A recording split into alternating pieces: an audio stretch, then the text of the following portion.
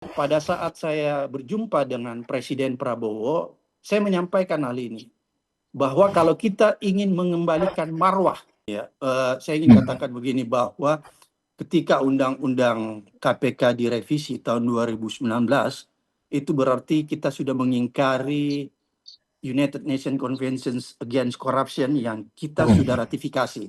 Ya, padahal sesungguhnya ketika sebuah konvensi internasional diratifikasi, maka kita harus tunduk dan patuh mengikuti aturan-aturan yang sudah disepakati bersama. Salah satu aturan di dalam United Nations Convention Against Corruption itu menyatakan bahwa lembaga anti korupsi yang ada di dunia seharusnya dia sifatnya independen, kelembagaannya sifatnya independen, ya. Jadi dia tidak boleh berada di bawah eksekutif, yudikatif, dan legislatif.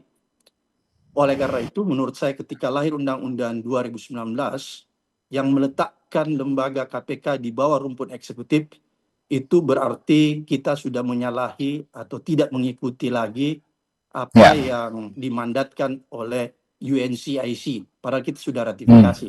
Kira-kira seperti itu. Oleh karena itu, menurut saya, yang dulu, walaupun sebenarnya di dalam undang-undang yang baru KPK dijelaskan di salah satu pasalnya bahwa mengenai tupoksi, ya, tugas penegakan hukumnya itu tetap independen. Tapi kalau kita merujuk di UNCIC, tunggu Mas, tunggu. Kalau kita merujuk di UNCIC supaya lengkap nih, ya. Kalau aku silakan Bu. sampaikan sepotong-sepotong nanti masyarakat tidak teredukasi. Oleh karena itu, kalau kita walaupun dalam tugas tupoksinya kita menyatakan dia independen, tapi kalau kelembagaannya itu sifatnya tidak independen, dia berada di bawah salah satu rumpun, dalam hal ini rumpun eksekutif, itu menjadi masalah. Kenapa menurut saya menjadi masalah?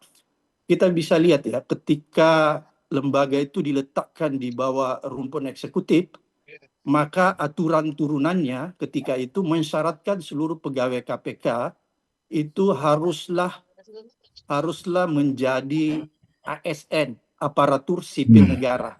Oleh karena itu, pada saat itu, karena ada aturan seperti itu, maka lewat komisioner KPK pada saat itu yang bernama Firly Bahuri dan kawan-kawan, melakukanlah apa yang kita kenal selama ini, tes wawasan kebangsaan yang dilakukan, ya. Kenapa tes wawasan kebangsaan itu dilakukan pada saat itu? Karena salah satu syarat, ya, yang dibuat, salah satu syarat untuk menjadikan pegawai-pegawai KPK yang tadinya berstatus pegawai independen, bukan pegawai negeri sipil, harus menjadi pegawai negeri sipil. Maka dilakukanlah tes wawasan kebangsaan.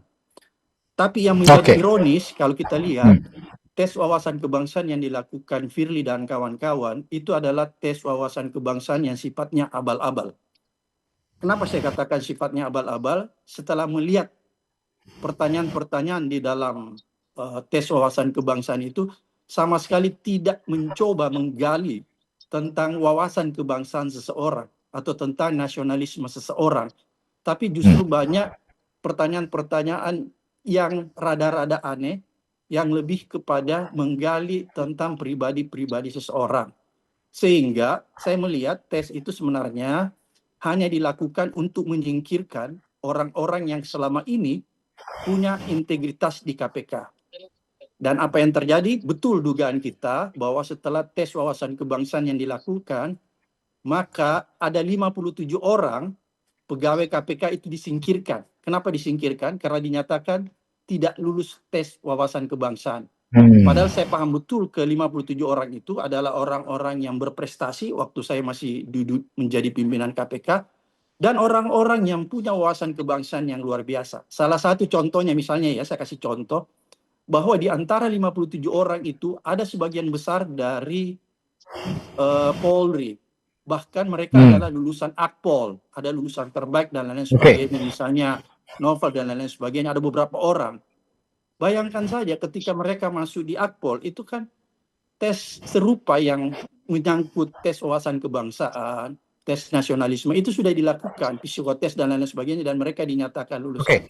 Kok kali ini ketika dilakukan tes ulang, dinyatakan nggak lulus. Jadi itu salah satu. Tidak lulus, Saya melihat bahwa tes wawasan kebangsaan yang dilakukan pada saat itu sebenarnya tes akal-akalan hanya untuk menyingkirkan 57 orang yang selama ini menurut kacamata saya, karena saya pernah memimpin di sana, mereka ini adalah orang-orang yang tangguh, orang-orang yang tidak berkompromi, dan orang-orang yang betul-betul mandiri dan independen dalam sikap. Kira-kira seperti itu. Oke, Oleh baik. karena Ini itulah kemarin ya, pada saat saya berjumpa dengan Presiden Prabowo, saya menyampaikan hal ini, bahwa kalau kita ingin mengembalikan marwah, ya, marwah kelembagaan KPK, maka kita harus kembali ke undang-undang lama. Karena baik. salah satu yang memperburuk IPK kita, indeks persepsi korupsi kita ini kan terjun bebas dari Betul. 37 menjadi 34. Itu salah satu bukti bahwa ada masalah sebenarnya. Oleh karena itu, kalau kita ingin mengembalikan pemberantasan korupsi seperti dulu, ya, punya semangat dan punya hasil, bisa memperbaiki indeks persepsi korupsi kita, salah satunya memperbaiki kelembagaan KPK. Salah satunya, bukan satu-satunya. Kira-kira seperti itu. Kecepatan informasi dan akurasi data adalah komitmen kami. Satu langkah lebih dekat, satu langkah lebih terpercaya. Saksikan Sapa Indonesia Malam di Kompas TV Channel 11 di televisi Anda.